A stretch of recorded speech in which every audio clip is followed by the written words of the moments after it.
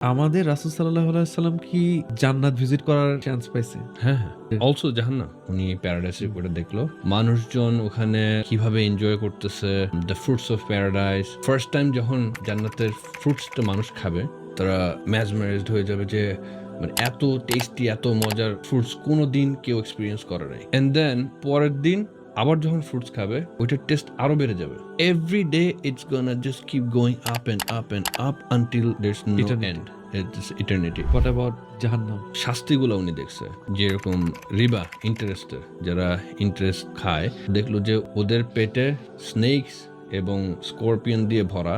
So they couldn't get up, দাঁড়াতে পারতেছে না, পেট ভর্তি সাপ আর বিচ্ছু। যারা জিনা করছে তাদেরকে ওভেনে পুরানো হচ্ছে গরম আগুনে। যারা নামাজ পড়ে নাই, নামাজ নেগলেক্ট করছে, তাদের মাথাটা পাথর দিয়ে স্ম্যাশ করা হচ্ছে, এটা ভেঙে যেতেছে মাথাটা। And then